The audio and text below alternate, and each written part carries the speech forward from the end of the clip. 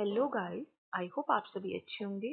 तो हम लोग यूनिट 1 के प्रैक्टिस क्वेश्चंस कर रहे थे। तो आज हम अपनी सीरीज को कंटिन्यू करते हैं अपनी यूनिट 1 के प्रैक्टिस क्वेश्चंस के साथ। ओके, सो आज का हमारा फर्स्ट क्वेश्चन है, a child coming to preschool for the first time carries profusely after the 2 years. When the same child goes to the primary schools for the first time, he does not express his tension by crying.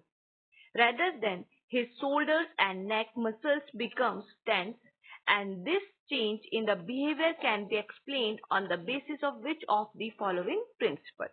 तो हम लोगों को basically question में क्या बोला गया है, जब कोई छोटा सा बच्चा होता है, प्री स्कूल में जाता है, ठीक है, प्ले में जाता है, तो बच्चा क्या करता है, फर्स्ट टाइम में बहुत रोता है। स्टार्टिंग में फर्स्ट टाइम कि बच्चा रोता है कि नहीं रहना मुझे स्कूल में, नहीं जाना। बट वहीं पे क्या होता है कि बच्चा कुछ टाइम बाद, जब 2 साल का या 2.5 साल का जब बच्चा होता है, तो फिर बच्चा क्या करता है, जैसे नर्सरी क्लास में एडमिशन लेता है, प्राइमरी सेक्शन में एडमिशन लेता है, तो अब जब बच्चा जाता है तो अब बच्चा रोता नहीं है ना। बच्चा बहुत ज्यादा रोता नहीं है, ये नहीं है। बच्चा क्या करता है, बच्चे के शोल्डर्स क्या होते हैं ना, थोड़ा टाइट टाइट से हो जाते हैं, बिल्कुल अपने अकड़ के से खड़ा हो जाता है, क्योंकि बच्चे को डर तो लग रहा होता है, लेकिन अब बच्चे का क्या हो रहा है, अपने इमोशंस को दिखाने का तरीका चेंज हो गया है। पहले बच्चा क्या था, रो के दिखा रहा था, बहुत ज्यादा रो रहा था, अब बच्चा रो नहीं रहा है। अब बच्चे के शोल्डर्स क्या हो गए, शोल्डर्स के एरिया के नेक मसल्स एरियाज जो हो गए, वो थोड़ा टाइट टाइट से हो जाते हैं, बिल्कुल ऐसे सुकुड़ जाते हैं, टाइट से हो जाते हैं। और उससे पता चलता है कि बच्चा टेंस है। बच्चे के फेस एक्सप्रेशन से हमें पता चलता है कि बच्चा भी टेंस है।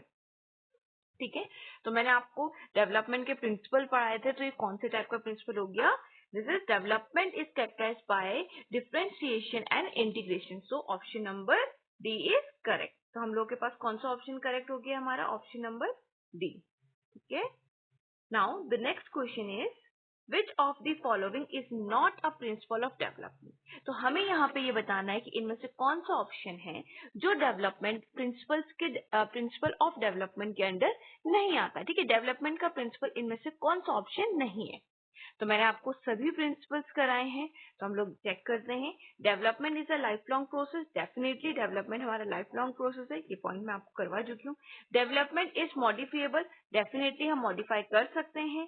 Development is influenced by both heredity and environment, तो डेफिनेटली डेवलपमेंट हमारा हेरिडिटी और इन्वायरमेंट दोनों पे ही डिपेंड करता है। कभी भी हम ये नहीं बोल सकते हैं कि इन्वायरमेंट से ही डेवलपमेंट होगा सिर्फ, या हेरिडिटी से ही होगा। तो दोनों ही आपस में क्या होते हैं, इंटर रिलेटेड होते हैं। दोनों ही आपस में किस फॉर्म में होते हैं, प्रोडक्ट फॉर्म में होते हैं, है ना। And the next one, development is universal and culture content do not influence it. ऐसा नहीं हो सकता है कि कल्चर कंटेंट जो हमारे पास एक्टिविटी हो रही है आसपास, हमारे एनवायरनमेंट में जो चीजें हो रही है, उससे हम इन्फ्लुएंस नहीं होंगे। इनफैक्ट जो भी हमारे आसपास होता है, चीजें हम लोग देखते हैं, समझते हैं, उससे हम बहुत जल्दी इन्फ्लुएंस होते हैं। दैट मीन्स हमारे पास कौन सा ऑप्शन यहाँ पे करेक्ट हो जाएगा, ऑप्शन नंबर डी। जो गलत है वो ही सही है। ठीक है, now the next question is childrens learn language much more easily in a specific period of time. This period is known as dash period of development. जो बच्चे होते हैं क्या करते हैं, स्पेसिफिक टाइम पीरियड में क्या करते हैं, बहुत जल्दी से क्या करते हैं, सीखते हैं नई नई चीजों को। तो ये पीरियड हमारा कौन सा होता है, adulthood, golden period, gang as, sensitive. तो देखिए, अडल्टहुड में तो हमें टाइम लगता है अगर सीखने में चीजों को, गोल्डन पीरियड भी पॉसिबल नहीं है, गैंग एज भी पॉसिबल नहीं। दैट मीन्स हमारे पास जो सेंसिटिव पीरियड होता है, ठीक है, तो जब हम लोग छोटे होते हैं, तो छोटा बच्चा जो होता है, जब वो सेंसिटिव पीरियड जो होता है, उस टाइम पे क्या होता है, छोटा सा बच्चा होता है, आपने देखा होगा, बहुत जल्दी से सीखता है। आप किसी छोटे से बच्चे को आप कहीं भी भेज दीजिए, ठीक है, बच्चा जहां पे रहता है, बच्चा वही लैंग्वेज सीख जाता है। ठीक है, बच्चा फॉरेन में रह रहा है, फॉरेन की लैंग्वेज, बच्चा साउथ में रह रहा है, साउथ की लैंग्वेज, नॉर्थ में रह रहा है तो नॉर्थ की लैंग्वेज। बच्चा जिस जगह रहता है उसके आसपास जिस तरह की लैंग्वेज लोग यूज करेंगे, बच्चा ऑटोमेटिकली सीख जाता है। कोई छोटा सा बच्चा है, ठीक है, पहले आपका यहाँ पे इंडिया में था, नॉर्थ एरिया में था, बच्चे ने बहुत बच्चा सीखा, हिंदी सीखा, फिर क्या हुआ, जब वो छोटा ही था, देन उसको शिफ्ट करवा के कहाँ ले गए, बच्चा चला गया कौन सी जगह, सपोज टू बी इंडिया में, साउथ में चला गया। अब जब बच्चा साउथ में गया तो बच्चे के आसपास क्या थे, इंग्लिश बोलने वाले बहुत सारे थे। ठीक है, अब क्या हो गया, अब बच्चे ने वहां पे देखा कि नहीं मेरे साथ बच्चे, तो बच्चे ने क्या किया, धीरे से ग्रैप करना स्टार्ट कर दिया। ठीक है, बच्चे ने धीरे धीरे क्या करे, वो लैंग्वेज भी सीख ली। बच्चा बाहर चला गया, यूएसए चला गया, अमेरिका, है ना, तो बच्चा कहीं भी जाए तो बच्चा क्या रहता है, वो सेंसिटिव पीरियड होता है उस एज में। बच्चा जहाँ पे भी जाता है, बच्चे के आसपास जिस तरह से भी लोग रहते हैं, जो भी एटमॉस्फेयर बच्चे को मिलता है, तो बच्चा बहुत जल्दी से अडेप्ट कर लेता है। तो छोटा बच्चा क्या होता है, बहुत आसानी से ये करता है, लैंग्वेज को सीख लेता है, चाहे कहीं भी रहे। ठीक है, तो हम लोग के पास कौन सा ऑप्शन करेक्ट हो जाएगा? Option number B, sensitive period. ठीक है, तो हमारा कौन सा ऑप्शन हो गया हमारे पास? Sensitive period. तो छोटे बच्चों को लैंग्वेज सीखने में इतना इश्यू नहीं होता है जितना हम बड़े लोगों को होता है। ठीक है, क्योंकि बच्चों का जो बच्चे जब छोटे होते हैं ना, बच्चे बहुत जल्दी क्या कर लेते हैं, चीजों को अडेप्ट कर लेते हैं इजीली। ठीक है, next, a mother notices that one of her twins started speaking earlier as compared to others. Which principle of development is associated with his variation in speaking? ठीक है, तो अब आपको देखना है क्या बताया गया है क्वेश्चन में। तो यहाँ पे क्या हो रहा है कि एक मदर है, उनके दो बच्चे हैं, दोनों ही क्या है, ट्विंस है। अब मदर ने क्या देखा यहाँ पे कि एक बच्चा तो क्या कर रहा है, जल्दी बोलना सीख रहा है, एक बच्चा थोड़ा लेट बोलना सीख रहा है। तो एक कौन से प्रिंसिपल को नोटिफाई कर रहा है, ठीक है, कौन से प्रिंसिपल से एसोसिएट कर रहा है। तो हमारे पास पहला ऑप्शन है, development proceed from head to among individual. तो यहाँ पे बोलने से कोई लेना देना नहीं है। Development proceed stage by stage among everyone, हर किसी में स्टेज बाय स्टेज होता है। तो यहाँ पे इस चीज से कोई सेंस नहीं बनता है कि एक बच्चा जल्दी सीख रहा है और दूसरा बच्चा लेट बोलना स्टार्ट कर रहा है। तो यहाँ पे इस दोनों पॉइंट्स में कोई भी सेंस नहीं बन रहा है। तो हम ऑप्शन नंबर सी और डी को देखते हैं। सो हम लोगों का कौन सा ऑप्शन करेक्ट होगा? Development proceed at different phase among the individual, development proceed from specific to general in everyone. तो डेवलपमेंट स्पेसिफिक टू जनरल जाएगा, तो दैट मीन्स ये भी गलत हो गया। Next, development proceed at different phase among the different individual. तो development क्या होता है, अलग अलग रेट के साथ क्या होता है, हर इंडिविजुअल में डेवलपमेंट का रेट क्या होता है, अलग अलग होता है, डिफरेंट होता है। इसीलिए क्या हो रहा है कि एक बच्चा जल्दी सीख रहा है बोलना और दूसरा बच्चा थोड़ा लेट सीख रहा है। That means option number C is correct. ठीक है, अच्छा मैं आपको एक चीज और बता देती हूँ। आप में से काफी लोगों को यहाँ पे थोड़ा सा कंफ्यूजन हो रहा होगा कि सेंसिटिव पीरियड जो हम लोग का यहाँ पे ऑप्शन हमने टिक किया था ना, कि जहाँ पे बच्चा बहुत इजीली लैंग्वेज को सीख लेता है, लर्न कर लेता है, तो सेंसिटिव पीरियड हमारा कौन सा होता है? सेंसिटिव पीरियड से मीन्स होता है हमारा जन्म से लेके 2 साल तक, अप टू 6 ईयर। तो हमारे पास क्या हो जाएगा? Up to 6 years. तो 6 साल तक बच्चे का सेंसिटिव पीरियड होता है। ठीक है, तो यहाँ पे काफी सारे बच्चों को कंफ्यूजन हो सकता है आप सभी को, तो मेरे को लगा कि मुझे आपको बताना चाहिए। Sensitive period up to 6 years होता है। तो 6 साल तक का बच्चा क्या होता है, जहां पे भी आप उसको लेके जाओगे बहुत इजी तरीके से क्या होगा, बच्चा सीख जाएगा। जहां पे आप लेके जाओगे, जिस इन्वायरमेंट में बच्चा जाएगा, बच्चा वो लैंग्वेज सीख जाएगा। ठीक है, चलिए नेक्स्ट क्वेश्चन है हम लोग का, डेवलपमेंट डिपेंड्स अपॉन। डेवलपमेंट किस पर डिपेंड करता है? Heredity, environment and society. तो सिर्फ हेरिडिटी पे करे तो भी पॉसिबल नहीं। देखो, हेरिडिटी पे डिपेंड करता है इन्वायरमेंट, वो सॉरी डेवलपमेंट, इन्वायरमेंट पे भी डिपेंड करता है डेवलपमेंट। बट अगर आपको ऑप्शन में कभी ओनली शो होता है ना, ओनली, दैट मीन्स उस ऑप्शन को टोटली रॉन्ग कर दीजिए। ठीक है, 99% टाइम क्या होता है कि ओनली वर्ड वाले क्वेश्चन जो होते हैं ना, वो गलत ही होते हैं। एक्सेप्शनल 1% लेके चलते हैं कि बाई चांस कोई क्वेश्चन ऐसा आ गया। ठीक है, तो 99% केसेस में क्या होता है, ओनली वाले ऑप्शन तो गलत ही होते हैं। ठीक है, तो हम लोग ऑप्शन देखते हैं। ओनली ए तो पॉसिबल नहीं है कि सिर्फ हेरिडिटी पे डिपेंड करे, ये तो पॉसिबल है नहीं। ठीक है, फिर अगर हम देखें ओनली बी एंड सी, तो इन्वायरमेंट सोसाइटी तो पॉसिबल नहीं, सोसाइटी तो नहीं आएगा हम लोगों के पास। ठीक है, हमें पता है डेवलपमेंट हमारा क्या होता है, इन्वायरमेंट और हेरिडिटी पर डिपेंड करता है। और only option C, that's not possible.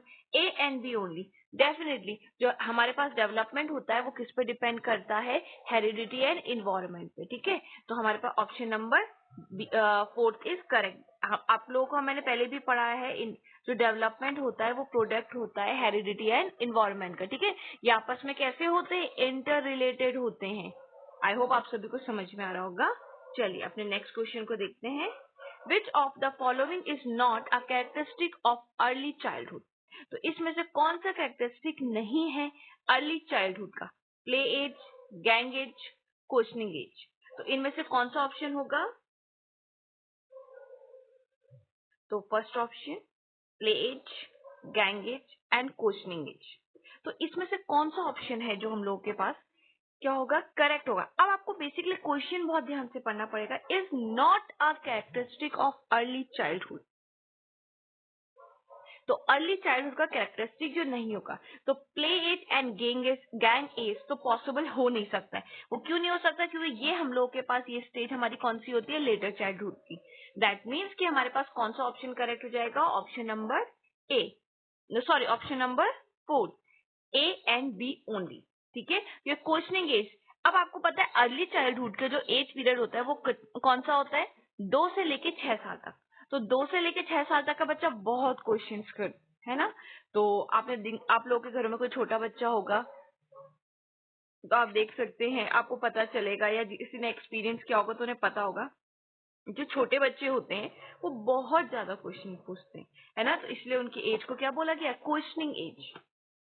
Now, the next question, the concept of developmental task was first used by, जो development task होता है उसको first time use किसने किया था, ये किया था रॉबर्ट हैविग्रेस ने। ठीक है, तो हमारे पास option number C is correct. ठीक है, हैविग्रेस का कंप्लीट नेम क्या है हम लोगों के पास, रॉबर्ट हैविग्रेस। ठीक है, तो हम लोग को पता होना चाहिए फुल नेम भी, फुल नेम इनका हो गया Robert हैविग्रेस।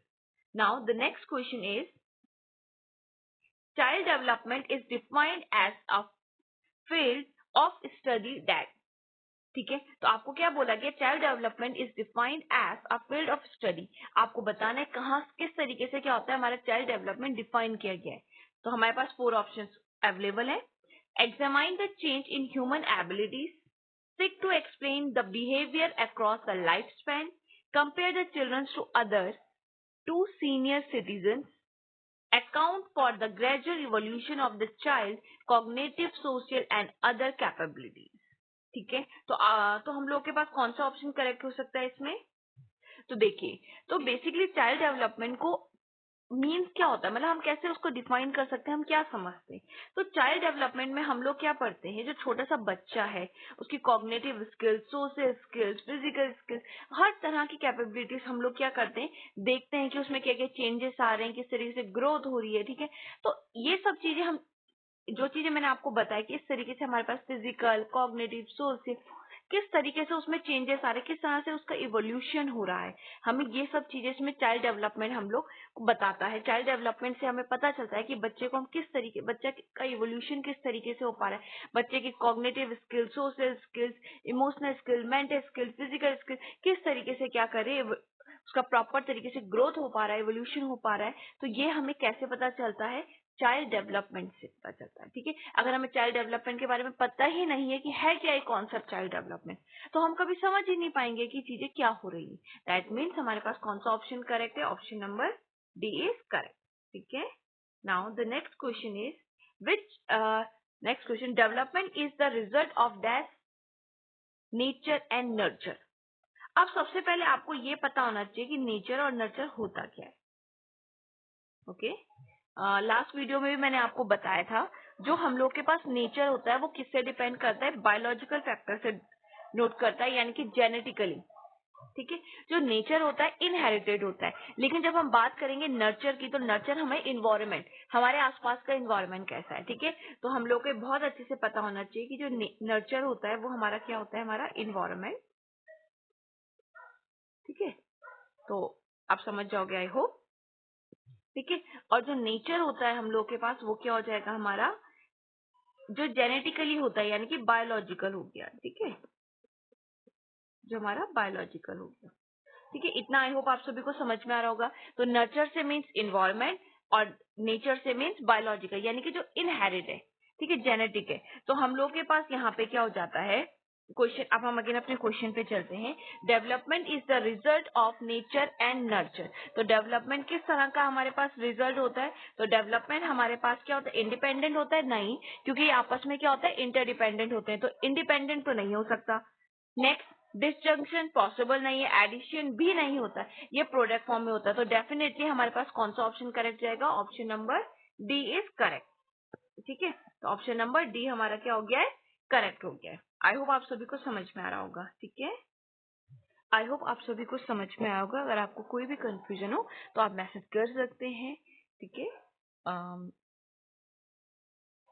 And thank you so much for watching.